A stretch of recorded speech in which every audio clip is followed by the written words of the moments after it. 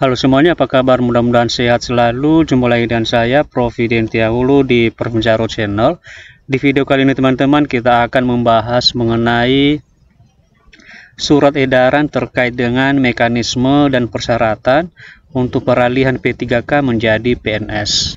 Jadi seperti apakah informasi selengkapnya? Silahkan simak video berikut ini sampai selesai. Jangan lupa like, subscribe dan nyalakan loncengnya karena itu semua adalah gratis dan gak berbayar.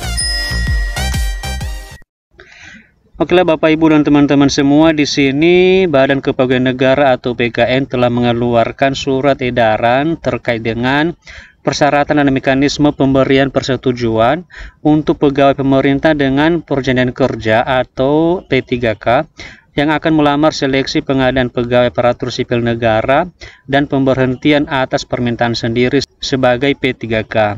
Nah, jadi di sini teman-teman kita akan membahas mengenai bagaimanakah persyaratan peralihan P3K menjadi PNS. Sesuai dengan Undang-Undang ASN nomor 20 tahun 2023 bahwa pegawai aparatur sipil negara atau ASN terdiri atas PNS dan P3K.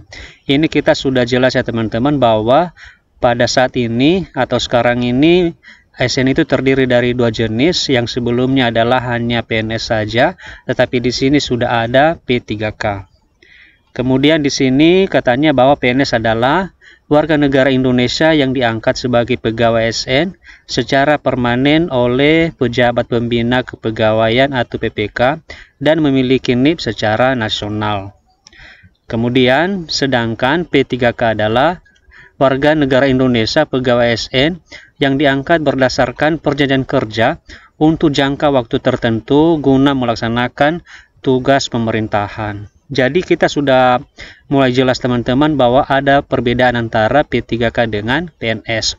Walaupun sebenarnya mereka sama-sama ASN, tetapi ada perbedaannya di mana teman-teman bahwa PNS dan P3K sama-sama diangkat untuk mendapatkan gaji, tunjangan, fasilitas, dan hak kepegawaian lainnya. Jadi mereka memiliki persamaan juga teman-teman, tetapi nanti mereka juga memiliki perbedaan antara PNS dan P3K.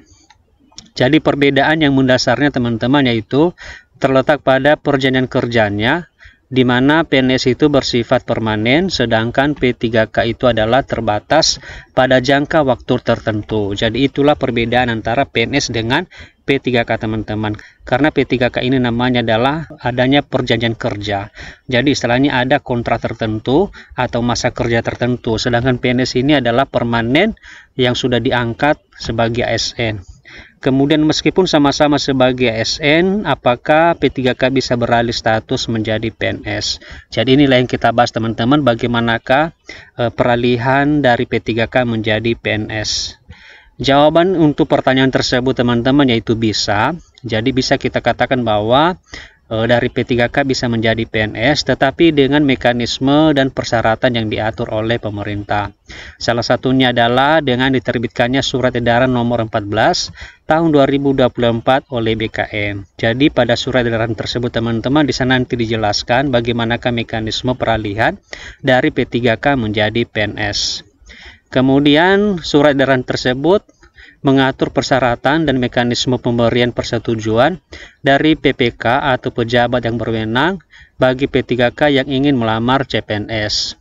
Kemudian berdasarkan aturan ini, P3K hendak mengikuti seleksi CPNS diwajibkan memperoleh persetujuan dari PPK secara hierarkis sebelum mendaftar. Jadi salah satu caranya teman-teman untuk bisa menjadi CPNS atau PNS, maka P3K itu wajib mengikuti seleksi CPNS dulu teman-teman.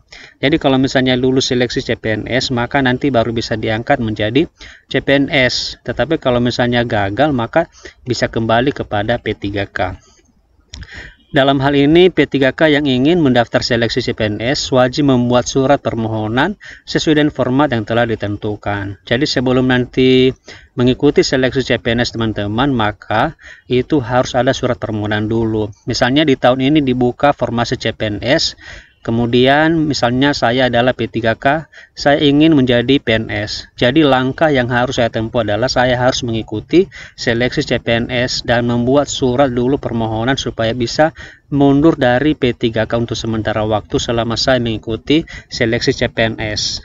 Jika lulus pada seleksi tersebut, maka akan diangkat menjadi PNS, dan jika sebaliknya, misalnya tidak lulus, maka bisa kembali menjadi P3K seperti sebelumnya. Artinya kita tidak hilang statusnya sebagai ASN teman-teman, tetapi di sini nanti kalau misalnya tidak lulus, maka kita bisa kembali menjadi P3K sebagai ASN atau aparatur sipil negara. Dan misalnya kita lolos, maka kita akan diangkat menjadi PNS. Nah, jadi seperti itu teman-teman sistem atau mekanisme peralihan dari P3K menjadi PNS.